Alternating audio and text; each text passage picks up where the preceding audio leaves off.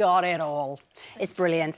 And it's told, well, the story is about a bicycle gang. Not a bicycle, what do you call them? A motorcycle. It gets confusing. I've definitely done that on this tour. That would be a very different film, wouldn't it? A bicycle gang, a motorcycle gang.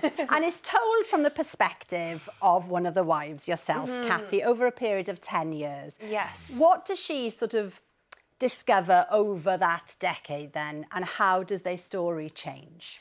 Yeah, well, I think Kathy's from Chicago. She's a mother of 3. She's divorced. She lives a relatively kind of normal life. Her chaos is very different, and she goes to a bar one night to give her friend some cash and is introduced to this motorcycle group called the Vandals, and her life is flipped upside down. But I think it's a motorcycle group which initially starts from the love of a thing, this kind of sense of community and camaraderie. And over the span of the decade, it becomes actually quite violent, and things shift quite a lot. But it's written and directed by Jeff Nichols, so it's a visually beautiful and character-driven film. Yeah.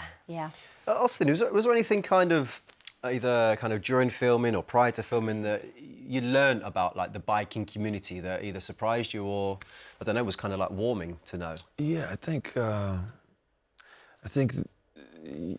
the idea of motorcycle riders and bike gangs, it seems very tough and kind of like there could be a coldness to it or something. But everybody that I've come in contact with has, really surprised me with their vulnerability and their like deep love and passion Loyalty. and loyalty and these really these warm traits. You really get that at the beginning of the film before things turn. Let's not say more. Stop there. You play, though, real-life people. I suppose Kathy and Benny is based on real-life people.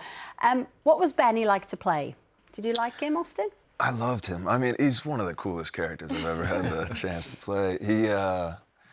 Jeff, the director, he describes him sort of as an empty glass that everybody wants to fill with their own expectations and responsibilities. And he's a mystery, because in the book that this is based off of, you never see his face, and so he's this enigma, and so it allowed for a lot of room for play for me.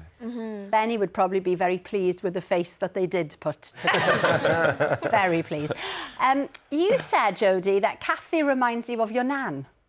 Yeah, there was elements of her in a sense of she's extremely vivacious and an incredible storyteller. Yeah. And there was a humour I found in her and a warmth that I felt like a lot of women, especially from Liverpool or like the North, like there's certain character traits about them that I felt Kathy had. So that was something I could kind of like lean into, and something that felt familiar amongst a lot that felt very far from myself. She's quite no-nonsense, isn't she, which I liked about her. Yeah, she says it how it is. Did you not hear the part about Liverpool? Yeah. That's how they roll. Yeah, exactly. Austin, did you know how to ride prior to doing the film already? Yeah, you've heard me say this so many times. My dad rode motorcycles, so when I was a kid, some of my fondest memories of being a child are on the back of my dad's motorcycle. And then when I was 15,